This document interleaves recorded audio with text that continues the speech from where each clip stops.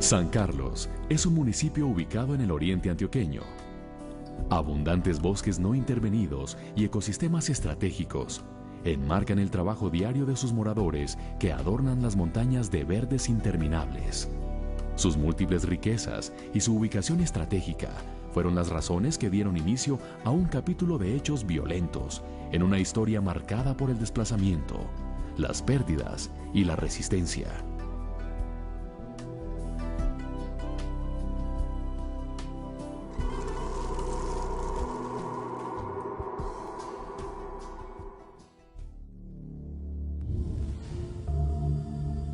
Entre 1965 y 1977, la construcción de la infraestructura hidroeléctrica en la región sería el origen de una forma de desplazamiento denominado por la población como negociado, dado que se produce a través de distintas formas de presión con las que se obligó a los sancarlitanos a vender sus tierras, abriendo campo al megaproyecto hidroeléctrico. Esta es la primera manifestación del desplazamiento forzado que se registra en la memoria de los habitantes de la región.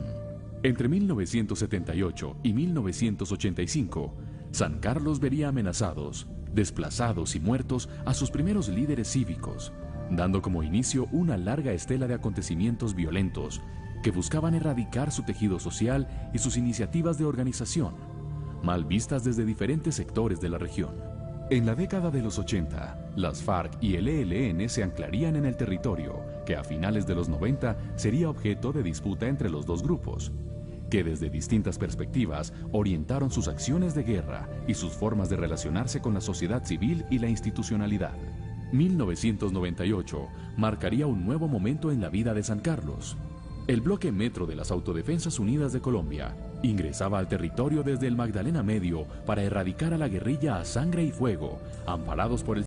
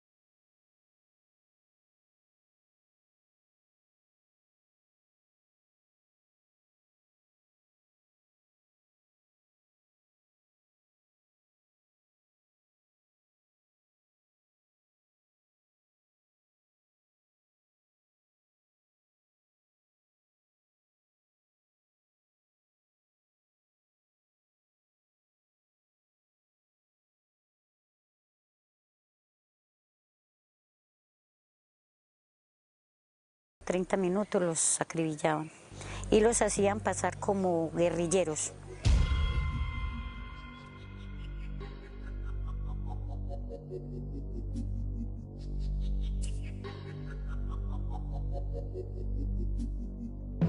Yo era minero Me mantenía por allá en el río del Samaná mineando, sacando orito, pues. Cuando estaba trabajando, cuando menos pensaba, bajaban muchos cadáveres por ahí, medio punteaba el río así, o sea, se crecía un poquitico y una vez bajaban 2, 3 personas, gente conocida, que la tiraban de los lados de San Luis.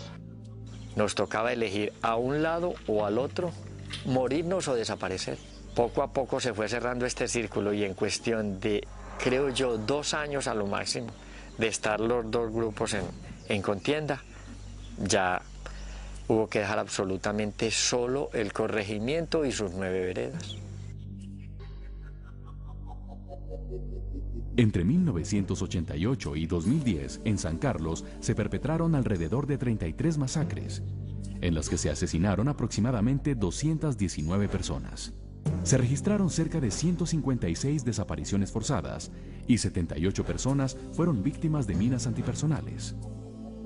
Se realizaron aproximadamente 126 asesinatos selectivos y cerca de 20.000 personas de las 25.840 que habitaban el municipio abandonaron su lugar de origen. 30 de las 74 veredas con las que cuenta el municipio fueron abandonadas en su totalidad y más de 20 lo fueron de manera parcial. El desplazamiento forzado se convirtió en la única alternativa para poder sobrevivir y no hacer parte de las muertes contabilizadas en las listas de la guerra. Y optamos mejor por irnos desplazados todos para el pueblo, arriesgando a que ya lo peor había pasado, que si nos quitaban la vida en el camino, pues que ya que se iba a hacer, pero aquí no nos podíamos quedar como secuestrados.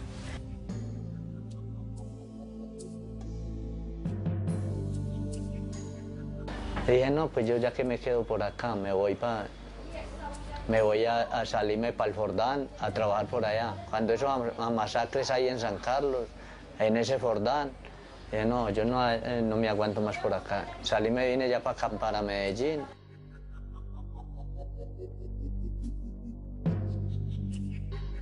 Y dígame uno, de todas maneras, venirse uno, ya, como se dice, salir de Guatemala para caer a Guatapeor, y caímos y aterrizamos al Popular 2, que eso se formaban esos boleos de Chumbín, Vallezuela, uno y otro bolean y nosotros nos tocaron cerrando así, puro besito mirar, pero a nosotros no nos hacían nada, porque de todas maneras ellos sabían la historia de nosotros, que nos había tocado irnos desplazados. El desplazamiento no fue único ni exclusivo hacia las ciudades y poblaciones vecinas. En muchos casos, se llevó a cabo dentro del mismo casco urbano del municipio y en las veredas fueron muchas las estrategias para evitar a los actores armados. Cuando se oía por ahí pues, que estaban matando a tanta gente, me decía, pásense a dormir acá, que aquí quedamos más bueno todos juntos, que aquí nos cuadramos de cualquier manera. Bueno, había noche me pasaba, pero cuando ya eso como que medio se calmaba, yo me quedaba en la casa.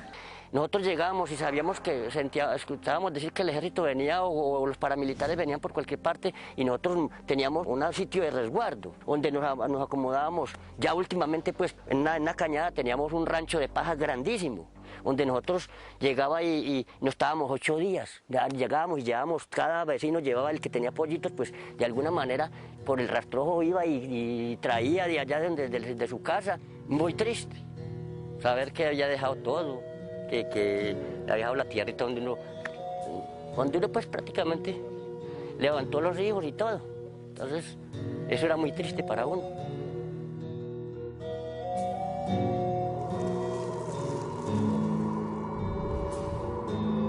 A finales de 2003, el bloque Metro fue derrotado militarmente por el bloque Cacique Nutibara de las Autodefensas Unidas de Colombia. Los hechos violentos se redujeron, pero la guerra no cesó. Estos acontecimientos se dieron en el marco de la implementación de la política de seguridad democrática, días en los que se empieza a visionar el proceso de la desmovilización. En el marco de unas fiestas tradicionales de San Carlos, que son las fiestas del agua, generamos las primeras fiestas del retorno. Para ese momento contamos con la colaboración de la Gobernación de Antioquia, el municipio de San Carlos, y nos patrocinaron 38 buses, los cuales fueron totalmente colmados de población desplazada, como acción para generar confianza, para posteriormente poder plantear propuestas de retorno. me aburrí por allá, yo siempre alcancé a estar como, más o menos como año y medio. Y dije, bueno, le dije yo a la mujer, usted verá y se queda, pero yo me voy, así sea a tomar aguapanela en la casa, y si yo tengo la muerte allá que me maten, pero me voy para la casa, aquí no, esto no es vida para mí, les decía yo. Y yo, no, vámonos, y nos vinimos. Me vine en un principio con un sobrino y luego ya se unieron 2 personas más. Nosotros en un principio éramos 3, después 5, pero de los 5 murieron 2 en el intento. Cuando ya llegué a Granada, que ya era parte de nosotros, una alegría muy grande. Uno volver a ver el origen de donde se fue es muy elegante, ¿no? Es que no, mejor dicho. Y empezamos a tocar puertas en instituciones del orden nacional, del orden internacional, y logramos gestar lo que se llama la Alianza de Retorno Medellín-San Carlos. Eso es otro gran logro que viene encadenado al proceso que se inicia desde el TESODI. Y así hemos ido logrando ir subiendo en un retorno que no será, ay, por Dios, la 7ª maravilla, pues, pero que al menos en ese sentido de pertenencia, en esas ganas de nuestra gente de estar en su pedacito de tierra, es siquiera darle la mano. Y aunque el retorno de a pocos va arrojando resultados, el temor y los recuerdos de los días de guerra se han convertido en el principal argumento para no regresar, para habitar a lo lejos. Ahora porque ya como que la gente perdió el miedo y está volviendo pues la gente mucho. Pero yo sí no, yo sigo con ese mismo temor.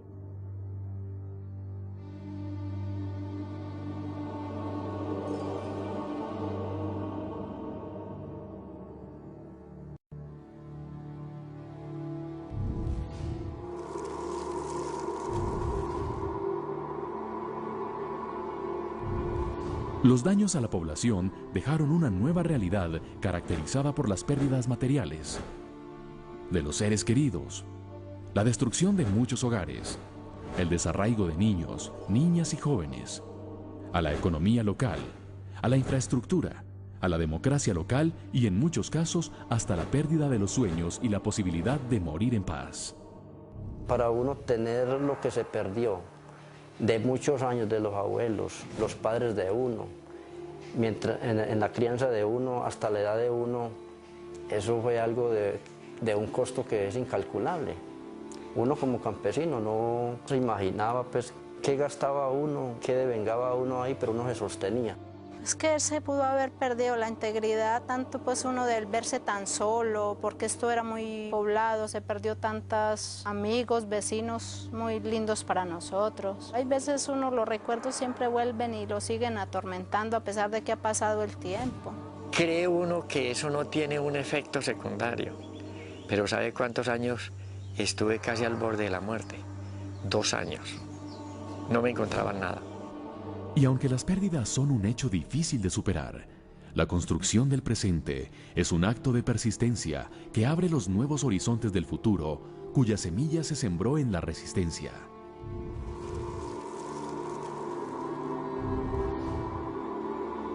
En la misma medida que unos se iban, otros valientes se quedaban, otros nos íbamos y no aguantábamos afuera y regresábamos, como en mi caso. Yo estuve 2 años desplazada y luego me volví, yo no, por Dios, aquí me quedó parte de mi familia, hay que ir a intentar hacer algo, así sea acompañar al otro. Tengo derecho a llorar a mis muertos, pero tengo necesidad de levantarme mañana a ver qué hago por los que hoy están vivos. Y se fueron dando unas actividades de resistencia civil. Nosotros permanecíamos en esa calle con un casino donde jugábamos naipe, tute, dominó, parqués, remis y sobre todo bingo.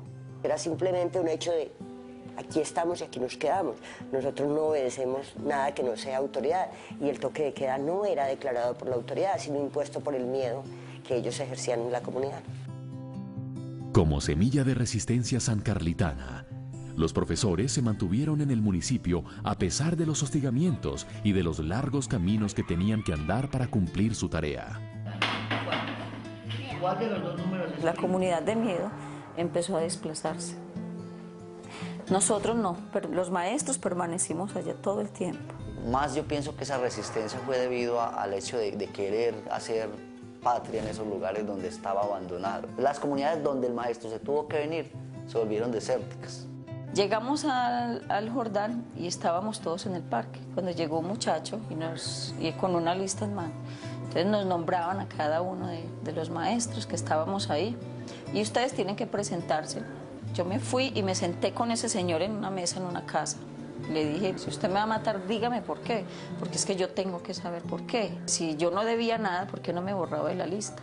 Me dijo, bueno, entonces yo te voy a entregar esta hoja. La arrancó. En esa hoja estábamos, además de las maestras que estábamos ahí señaladas, era una lista por detrás igual, y yo la cogí, la rasgué y me la tragué. Muchas de las razones, hay muchas razones para no haberse ido, ¿cierto? Pero una razón para quedarse fundamental fue que a pesar de que la violencia golpeó duro el gremio del magisterio como tal, en cierto modo hubo un respeto del actor armado por esa persona que estaba en la comunidad. La resistencia se trasladó a los caminos en donde los conductores de los buses escalera no detuvieron su marcha hasta las últimas consecuencias.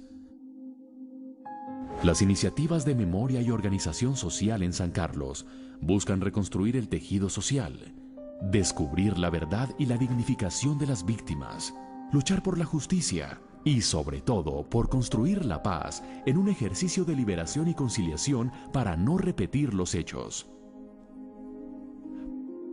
Pastora Mira, frente a la desaparición forzada de su hija, emprendió su búsqueda a monto propio.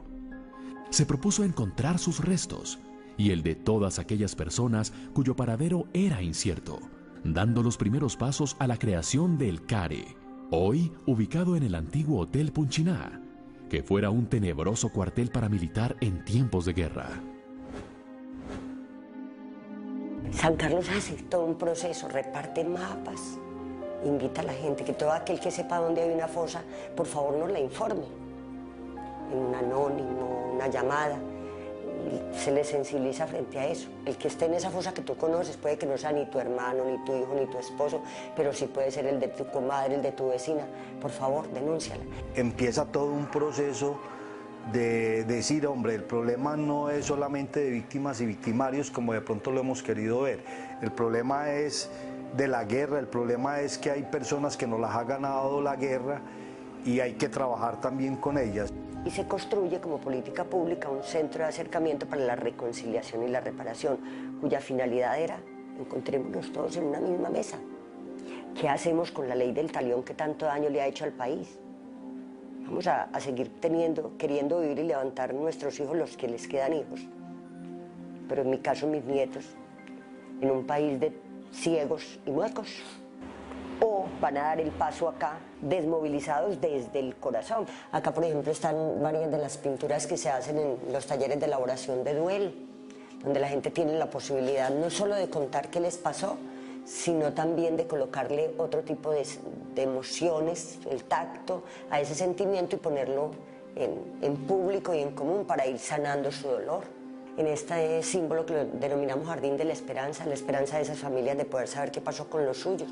Cada una tiene un nombre. Este es un ser humano desaparecido, que lo llevamos a una flor porque finalmente toda una familia está afectada por ello. Logramos que se exhume y se le entregue a la familia, se llevan a una libélula. Mira, porque es símbolo también de liberación de la angustia, de estar perdido. Por ejemplo, esta es la libélula de mi hijo.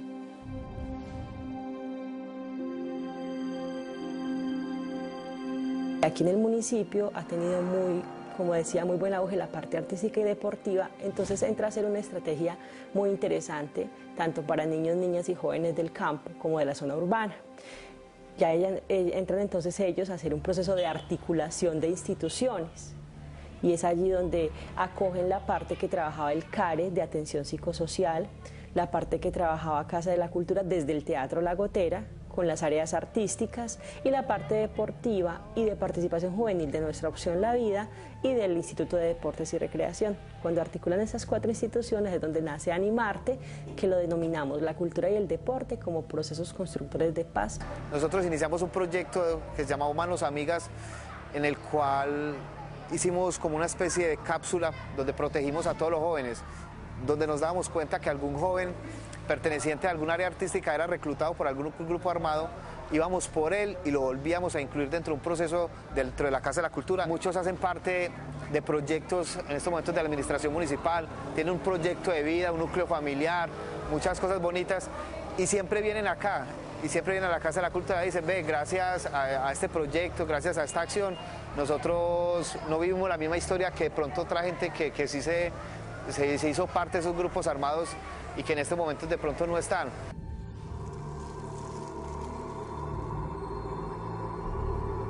Aquí organizamos una ONG que se llama Corporación de Desplazados del municipio de San Carlos, organizó ante el 9 de noviembre del año 2004. Eso tuvo un buen reconocimiento a nivel internacional y nacional. Hubo buen desarrollo para el pueblo, por esta parte, pues, al principio, para curar algunas partes. La Unión Europea nos colaboró mucho, también a raíz de Cordesán, porque nosotros jalonábamos muchos recursos, que llegara alimentación para ese momento de prioridad más que todo, porque Cordesán prácticamente se creó fue para eso, para priorizar, que no faltara la alimentación para la gente desplazada acá.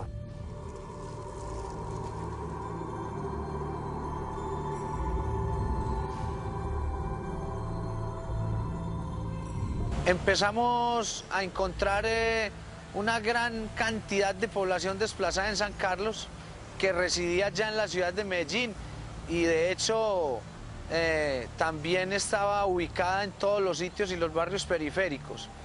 En ese momento recibimos una invitación por parte de la Gobernación de Antioquia, la Secretaría de Derechos Humanos, donde invita a la colonia de San Carlos a desarrollar una acción humanitaria, digámoslo así, en pro de las familias desplazadas o de los paisanos que estaban desplazados en Medellín. Para el año 2004 elaboramos una propuesta y una metodología que fue piloto y sigue siendo piloto en Colombia, que es el tema de la organización de la población desplazada en áreas metropolitanas. Nos dimos a la tarea de que la población o nuestros paisanos declararan su desplazamiento, conseguir becas en las instituciones educativas que en el centro de Medellín.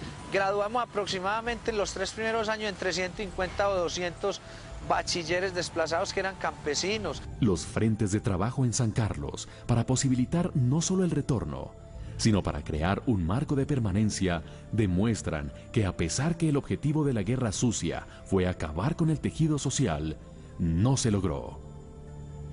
El liderazgo social que siempre ha destacado a San Carlos propende porque sus programas, sus celebraciones e iniciativas, sus monumentos, la labor de desenterrar minas del campo sean actos donde se siembre la vida y desaparezcan las balas. Se inicia en el 2008 un desminado con el apoyo de la OEA y luego viene ya el municipio de Medellín a aportarle para el tema del retorno también el tema de seguridad con desminado y hace un apoyo considerado para poder desminar ese territorio donde nuestra población estaba yendo.